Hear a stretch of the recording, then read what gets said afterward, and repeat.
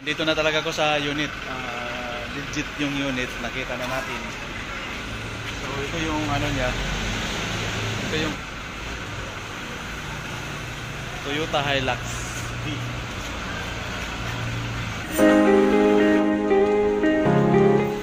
Ayan, ikutan lang natin. So ganda ng mugs. Wow.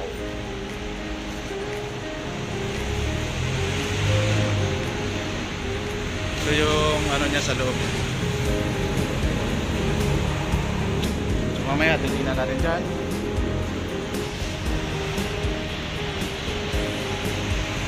Yan.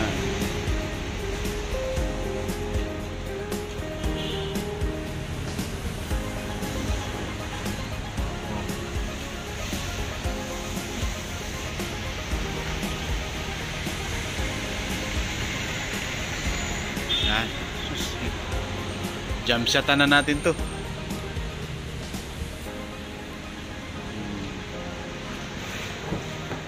Ayan.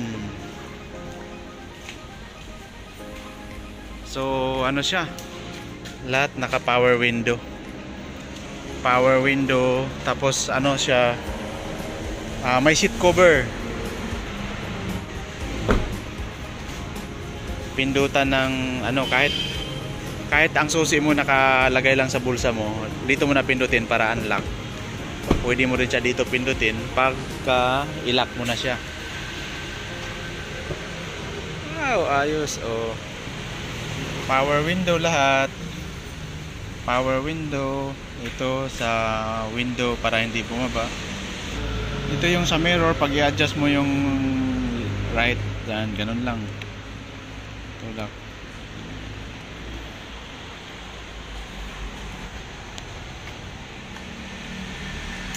Ito yung adjustan.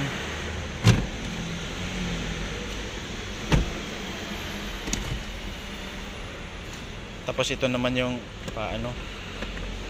paangat. Kung gusto mong pababaan yung upuan,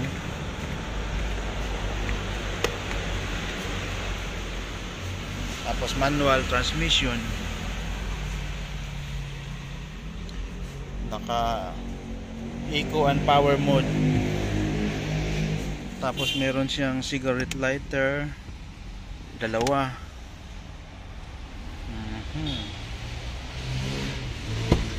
Ayan.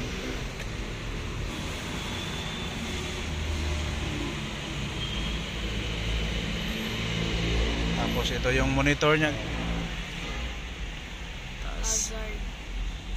Hazard. Rear mirror, ang ganda pa. Lagay ng shades. Na hatak to ng bangko.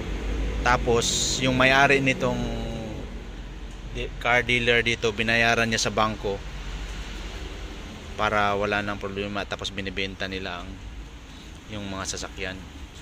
So 2022 model nga, legit 2022 model. So 3 years ang ano nito, 3 years. Next mga 2025 pa yung renewal nito. Ayan o, makikita mo, bayad siya ng 7,000. Ibig sabihin registered siya for 3 years.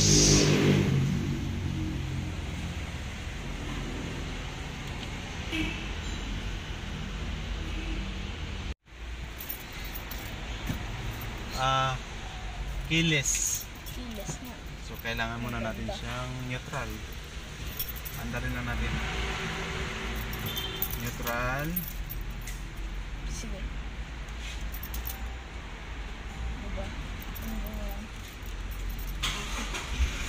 Oh, hindi siya umaandar pagka hindi mo ididiin yung clutch. Kailangan naka-press yung clutch. Drive safely and obey traffic rules. Drive safely and obey traffic rules daw. So ang ganda ng kanyang ano, legit. Titesting ko lang yung cambio niya.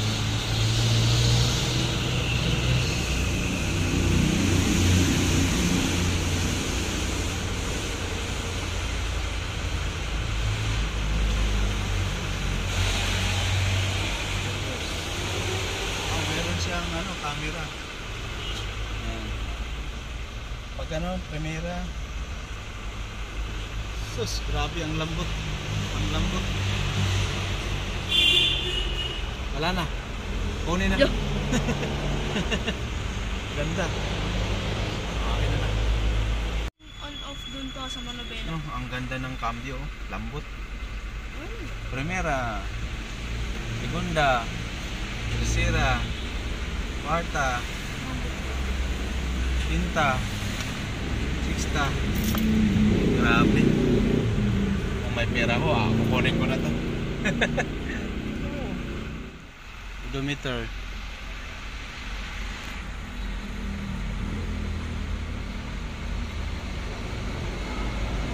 $41,200. Tapos ito yung signal light. Tapos nandito na rin yung mga power button, radio, tapos meron na siyang Speedtronics. Yan. Set.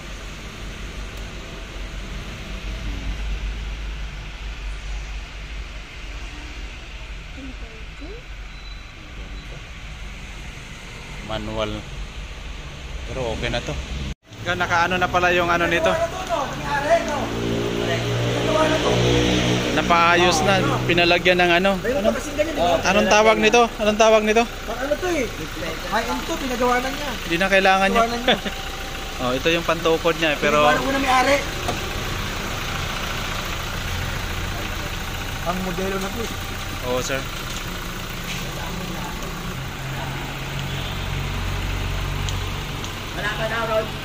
Yung mga Bank repossess. hatak sa bangko. Di ba may mga inutang sa bangko ng may-ari? Mm. Hindi nahuhulugan. Hinahatak ng bangko ngayon yun. Oh. Pag hinahatak ng bangko, kami bibili. Binibili niyo, Binibili namin sa bangko ng cashier. binabayaran niyo ng cash, tapos kinukuha niyo na sa sasakyan. Ayan, ayan. Tulad nito. At saka... iba dyan. Iba dyan bangko. Iba ito, personal naman to. Personal yan. Kay Derek Ramsey yan, binili namin. Ay, ganun. Oo, kay Derek Ramsey yan. Binili namin yan. Papeles yan, maayos naman yan kasi bangko eh. Tsaka, Ganun ba? conquest kasi yan, maganda klase. Napandar mo na? Napandar ko. Kung ganito sa Matic, magkano presyo? Yun ang doon namin. 2019 ito, di ba? Ano bang model ito kaya? 2022. 22. Oh. Yun nga, 2019 lang eh. Matic eh. 1.3 eh. Pero okay na to. Sa ako, kung ako. Tsaka I-recommend ko na to sa kanya. Conquest ka. Iba na ang harapan niya. Iba kasi ang harapan ng Conquest sa pangkaraniwang Hilux ko. Ganda, no? Iba kasi yun. Sa Hilux na ordinary, kumbaga. Hindi ganyan ang radyo niya. Meron kami dito eh. Hindi ganyan ka ano. Kaganda. Kaganda ang radyo niya. Iba nito kasi Conquest po. Yun po ang difference po nun pag Conquest. Kailan ba siya darating? Abroad ba siya? Abroad? Hindi, nandito lang sir, nasa Davao. Okay. Paano bang ano sa ikakasya lang yun? Cash siguro yun. Kailan kaya balik niya? Kailangan mo din yung clutch. Class pala, Sonya. Nasanay ka sa Matic. Eh. Kaya ayaw. Ano pinagka? Paano yung papel nun sir? Surprise lang ba yun? Kibet! Kibet! Tawagan mo kasi Debbie yung papel yun, dumating na kuya. Kay Debbie kung dumating na.